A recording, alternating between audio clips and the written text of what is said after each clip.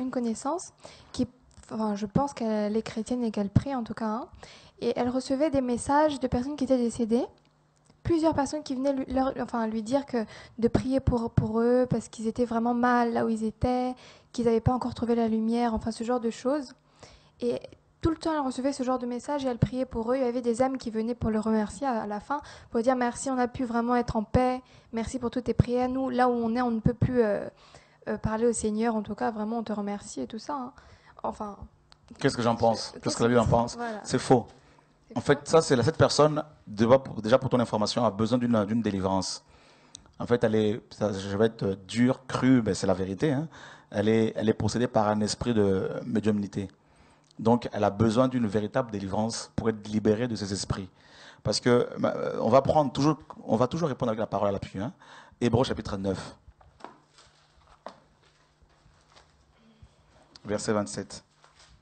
Et bien, Raïssa, qu'on n'entend plus, là, va pouvoir nous lire ce passage. Voilà, Hébreux 9, 27. Et comme il est réservé aux hommes de mourir une seule fois, après quoi vient le jugement. Voilà, il est réservé, Mariva, aux hommes de mourir une seule fois. Après quoi vient le jugement. Donc ça veut dire que une fois mort, on est déjà jugé. Le jugement commence dès l'instant où on est mort, là. Si on est mort sans Christ, on est jugé, condamné à l'enfer.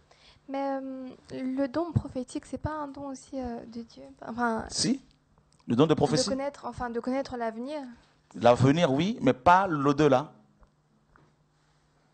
L'avenir de l'homme s'arrête à la mort, hein. L'avenir sur terre. Ensuite, si une personne meurt dans le péché, d'après la parole de Dieu, cette personne, si elle est morte dans le péché, cette personne, elle est déjà condamnée. Ses œuvres, sa vie de péché l'a condamnée. Donc du coup, elle est en enfer et elle attend, n'est-ce pas, la résurrection des impies pour être jugée selon Apocalypse 20:15 et être jetée dans les temps de feu. Voilà. Et c'est pour cela qu'il faut faire très attention parce que il y a beaucoup de gens qui viennent, qui peuvent vous dire non, nous avons des visions, des songes, il y a des morts qui nous parlent, qui, comme tu l'as si bien dit, hein, qui demandent de l'aide, tout ça. Non, parce que ça c'est typiquement catholique, c'est le purgatoire. C'est le purgatoire. C'est-à-dire, on nous fait comprendre que c'est un lieu de transition, voilà, où les âmes sont stockées et elles attendent justement leur rédemption. Si leur famille partait sur terre, restait sur terre, font des dons, des prières, notamment les indulgences, c'est pratique complètement, catholique, hein, donc, voilà, donc avec ces indulgences, ben, on peut se racheter, après, même si on est mort dans le péché. Eh ben, si on est mort, on meurt dans le péché, on est condamné. Plus aucune prière ne peut te racheter. Plus aucune prière ne peut te délivrer. Il faut vraiment il faut se détromper. Et c'est pour cela qu'il faut faire son choix étant en vie. Il faut faire le choix, je dirais, le choix de suivre pleinement le Seigneur Jésus-Christ de Nazareth. Et c'est pour cela que vous avez besoin de la parole, besoin d'une bonne formation pour justement réfuter les histoires à dormir debout, toutes ces hérésies là que Satan justement enseigne aux hommes. Parce qu'après, c'est facile hein, quand c'est comme ça de se dire, bon, écoute, je vis ma vie comme je l'entends. Si je meurs, eh ben, mon père va prier pour moi, mes amis vont prier pour moi, je vais me racheter. Non, c'est trop facile. Il est réservé aux hommes de mourir une seule fois, après quoi vient le jugement. Voilà. Mais pourtant, il y a des gens qui reviennent à la vie, non? Des gens qui? Reviennent à la vie. J'ai suivi un témoignage de quelqu'un. Oui, bien sûr. Oui, hein. Qui meurent et qui reviennent à la vie, bien sûr. Et qui vont témoigner. Dieu leur fait grâce, bien sûr. Bien sûr, mais il faut pas... Mais si Dieu fait grâce justement à des personnes comme ça, pourquoi, qu'est-ce qui est impossible à Dieu pour que, justement, pour le limiter à permettre à une personne qui est Que déjà... tous ceux qui décèdent sans Christ reviennent à la vie pour changer de vie.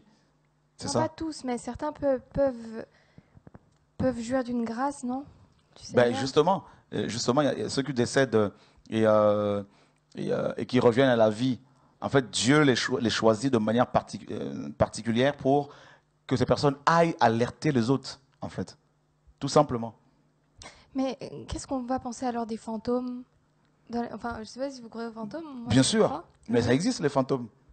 Bien sûr, ça Donc existe. c'est des âmes qui n'ont pas encore trouvé enfin, Il y a la lumière. ça peut être des démons, tout comme aussi des personnes décédées Mhm. et que Satan, parce que ce qu'il faut comprendre, Maréva, c'est quoi? C'est que les païens, quand ils meurent, ils vont en enfer. Or, le mot enfer, en grec, c'est Hadès. Hadès est le dieu du monde souterrain. D'accord? Donc, c'est un démon. C'est un démon à la base. Donc, si les païens sont contrôlés par le démon Hadès, ben, ce démon-là peut les utiliser aussi pour attaquer les hommes, bien sûr. Parce que ces âmes sont prisonnières de ce dieu Hadès. C'est pour cela que Dieu ne veut pas que nous rentrions en contact avec les défunts.